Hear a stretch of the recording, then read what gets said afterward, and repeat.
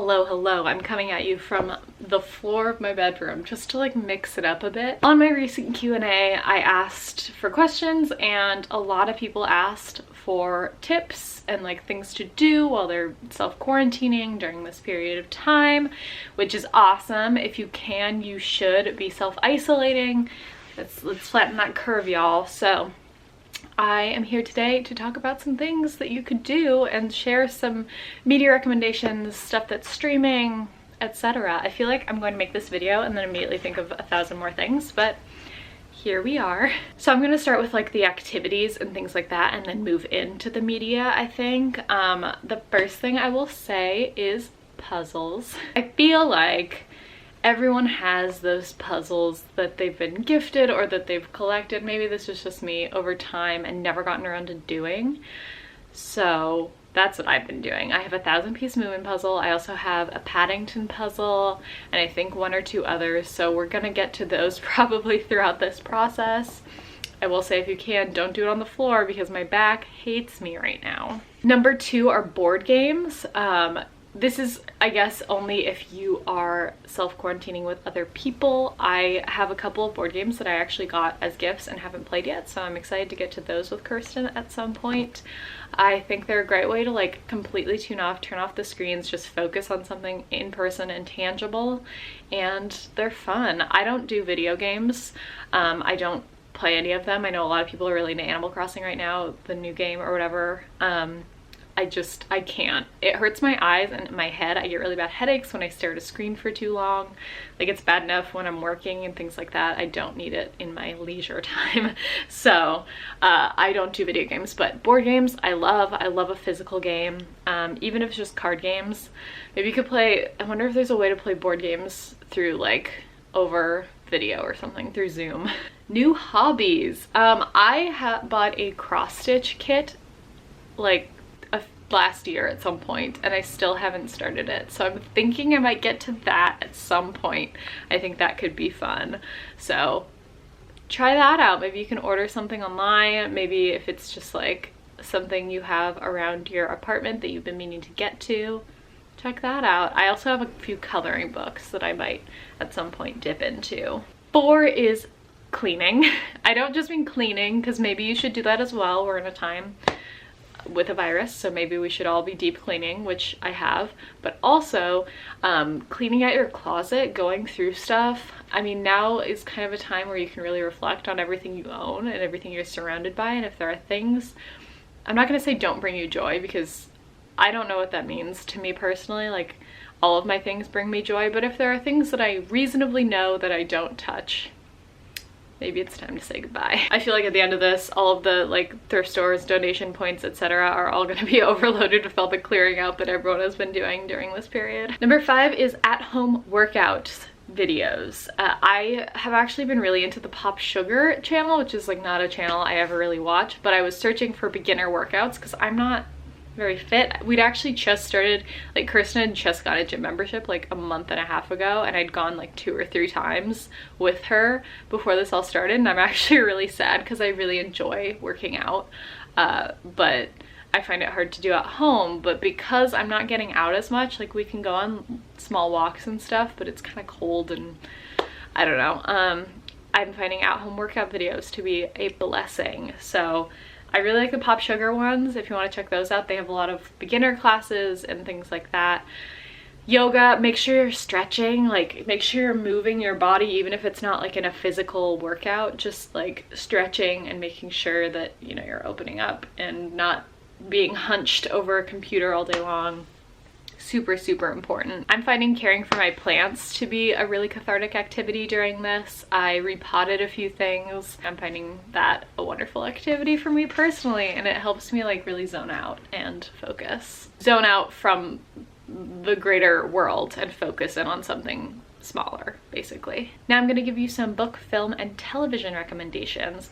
I'm going to say where some of these things are streaming. I don't know if that's for every country or what, but this is where I have watched them, so sorry if that doesn't work for everyone. I'll start with films. Little Women just became available and I bought it online, and I'm so happy that this timing worked out because the Little Women 2019 movie is now one of my favorite films, so I love that. It's such a soothing film. Like, it's obviously really sad and everything, but I find it a very comforting thing to watch. If you haven't watched The Farewell yet, I think it's on Amazon or something like that, but The Farewell came out last year and it was brilliant. So highly recommend that one. It's quite sad as well. I like sad films, but it's just incredible, and if you haven't gotten around to it, now's a great time. Same with Booksmart came out last year as well, and I think it's hysterical. Ooh, hello. I'm hoping to rewatch Booksmart because I haven't yet rewatched it since I saw it in cinemas, and I really want to watch it again because I think that'll really make me laugh. Oh my gosh, I hope everyone's okay. The new 2020 Emma film has recently become like available to rent, I think. I think it's quite expensive, but if you're with other people, it's like $20 to rent for 48 hours or something like that. And if you're with other people, that's way cheaper than a movie, like movie tickets would be to go see it in the cinema. And it is currently in cinemas. Well, they're shut, but like it would be in theaters if it was still open. So I feel like that's kind of a bargain, and you're getting the experience in your own home. So definitely recommend watching that. I thought it was really clever and really beautiful, like just stunning, and I really enjoyed it. So if that's something you're interested in. If you've never got around to watching Moonlight on Netflix, you should do that. It's just an incredible film. Like, it's not underrated or anything. It literally won the Oscar, but it's on Netflix, so you should probably get around to watching it. And if you want to watch something just absolutely chaotic, Olympus Has Fallen is on Netflix. I love a good like chaotic action film where just everything is absurd, and that's a good one. I love the ones where like the White House or like big landmarks get attacked. Am I okay? But honestly, it is one of my favorite like action films. So if you're looking for something just completely like out of your head, I definitely recommend that. Is on Netflix as well. London Has Fallen is the sequel, and then Angel Has Fallen is the newest one that came out last year. They're all like absolute trash nonsense. Now let's do television shows. I love television. My three favorite shows are Battlestar Galactica, which is on Amazon, but you have to pay for it. So, but this would be a great time to get around to finally watching it, and it's worth it. So Battlestar Galactica. The West Wing on Netflix. It's a great time to finally watch The West Wing, y'all. And Gilmore Girls, which I feel like if you were going to watch Gilmore Girls, you've probably watched Gilmore Girls by now. But some like less talked about by me TV shows are The Killing. The Killing is on Hulu. It's based on the original Danish show. At least I think it was Danish. Somewhere in like Scandinavian countries. It is set in Seattle, and it follows a girl, the murder of a girl, and kind of trying to figure out what happened to her, but it is from the perspective of like her family, and also the agent who is in charge of, or the officer, I think detective, who is in charge of like figuring out what happened to her. And it really follows the detective. She's played by Muriel Enos, who I think is just incredible. And yeah, I just think it's a really, really good show. Very atmospheric and dark, and it's just really good. If you've never gotten around to watching it, I recommend it, especially if you liked Mindhunter. I think it has similar energy to that, and that's a more recent show. Yeah, The Killing is on Hulu. Sex Education on Netflix. I really like season 1, but season 2 like knocked it out of the park, especially if you can get past the first episode.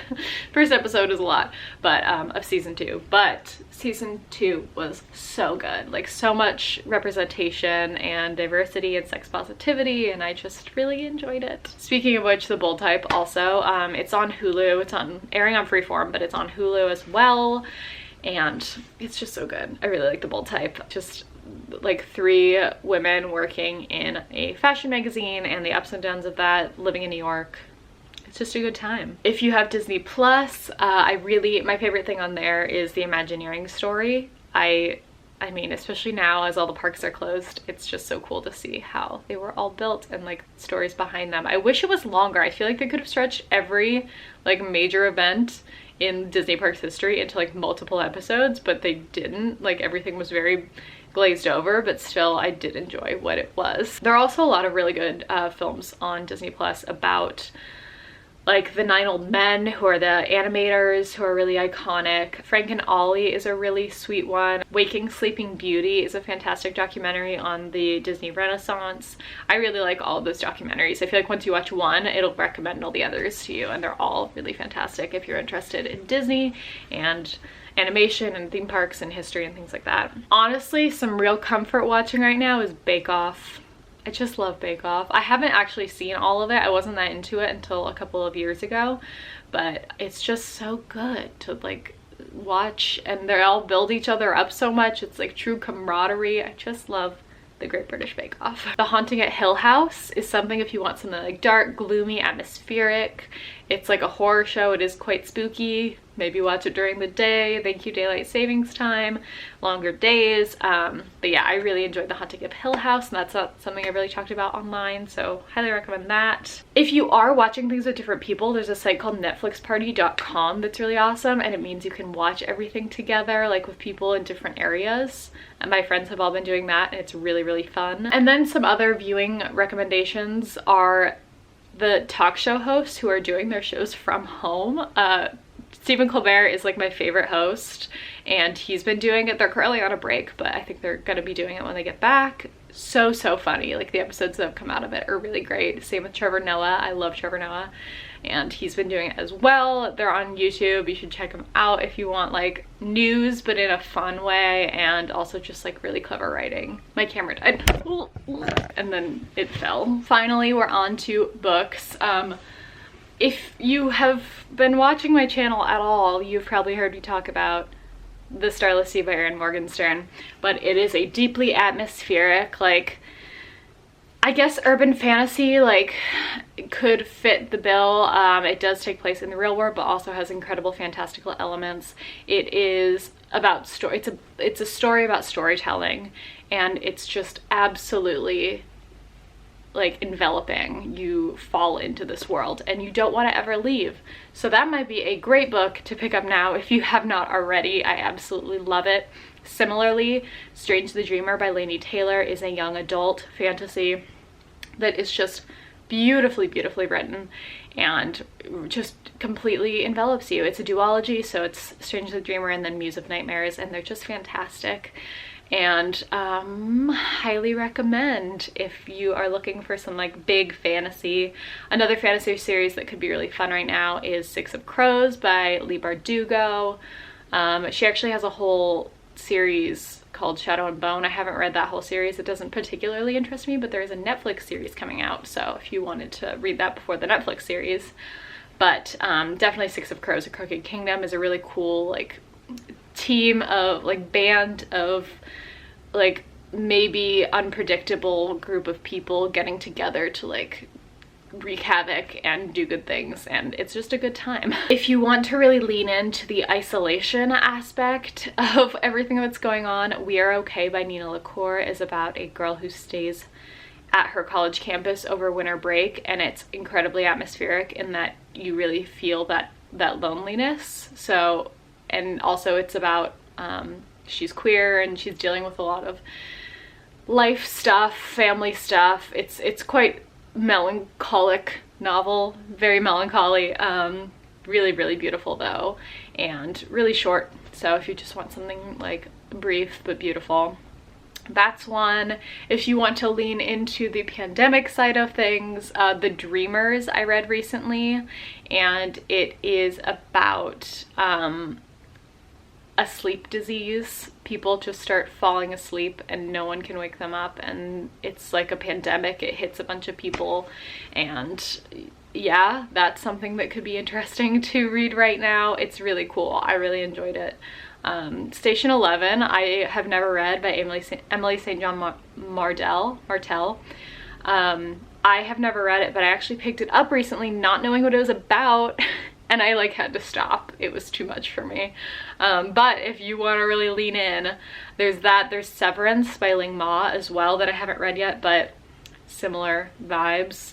All very good, I've heard amazing things about. If you want like a thriller that kind of would be fun right now, Lock Every Door by Riley Sager. I know people have mixed feelings on Riley Sager, rightfully so, but it does deal with like a space being almost the villain, and it's, yeah, I don't know, it was like, I thought it was quite an engaging thriller if you want to go to that right now. Similarly, Ruth Ware's newest book, what was it called? The Turn of the Key, is also very about the space. It's about a house she goes to. It's written from her in jail, like parts of it are epistolary formatted, where she's writing letters to a lawyer essentially trying to get him to represent her because she has been accused of killing one of the children that she is watching as a nanny.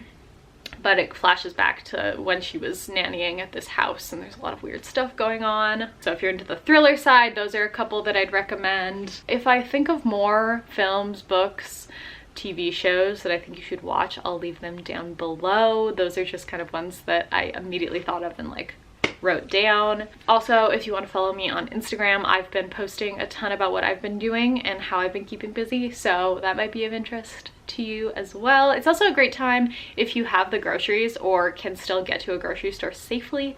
Try out some new recipes maybe. I've recently gotten into shallots. I saw a tweet that was like, I can't believe you don't learn about shallots until you're 27, and I really felt that. I've gotten very into caramelized shallots in a big way, so very happy to have those in isolation. Yes, if you have your own recommendations for other people or for me as well, please leave them down below. I'm very excited to hear what everyone is doing during this time. I hope that you are well. I hope that everything in your life isn't falling apart. That's a weird way of saying that, but it's true.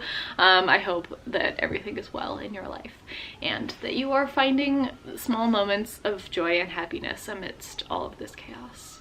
And that's what this is. It's absolute chaos, but I hope we're all doing what we can to flatten the curve. So be safe, be well, and I'll speak to you very soon. Bye.